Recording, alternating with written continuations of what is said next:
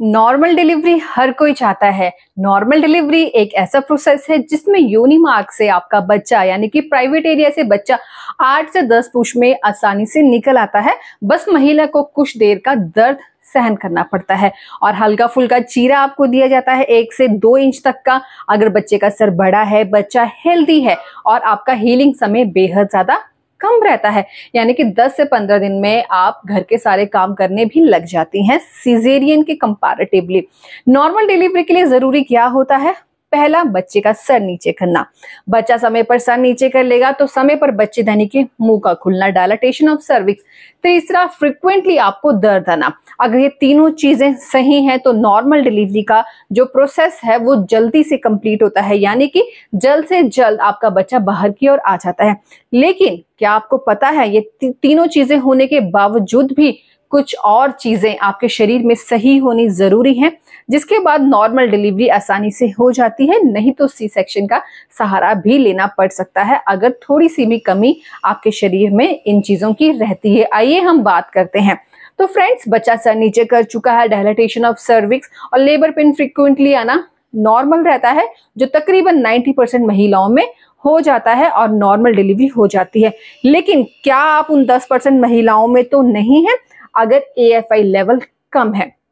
जी हाँ फ्रेंड्स, जिन महिलाओं के शरीर में यानी कि बच्चे के आसपास का पानी कम रहता है, AFI कम रहता है और डिलीवरी नजदीक है, तो आपकी नॉर्मल डिलीवरी में समस्या आ सकती है। बच्चे के चारों ओर का पानी बच्चे की ग्रोथ के लिए बहुत ही ज्यादा इंपॉर्टेंट रोल प्ले करता है, जिसके बाद नॉर्मल डिलीवरी आपकी आसानी से हो जाती है। अगर AFI सही है, कम है, तो सी सेक्शन आपका किया जाता है, जिसके लिए खूब सारा पानी पीना है, अपनी बॉडी को हाइड्रेशन देनी है। Number 2, iron deficiency. जी हाँ फ्रेंड्स, अगर आयरन डेफिशिएंसी आपको प्रेगनेंसी में कभी भी रही है तो डिलीवरी डेट से पहले भी आपको आयरन की कमी यानी कि खून की कमी आ सकती है।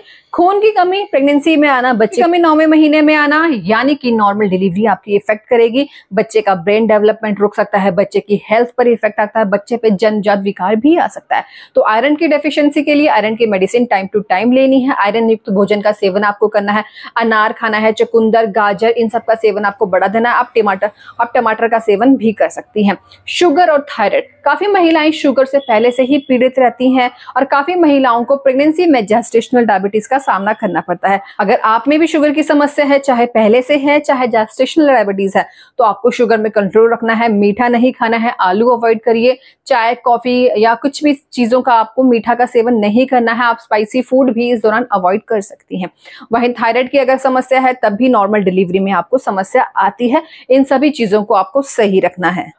मोस्ट इंपॉर्टेंट, फंगल या बैक्टीरियल इन्फेक्शन जो कि आपके योनि मार्ग को इफेक्ट करता है। ऐसे में डिस्चार्ज की समस्या ज्यादा रहती है, डिस्चार्ज में बदबू आती है, दही जैसे थक्के आ सकते हैं।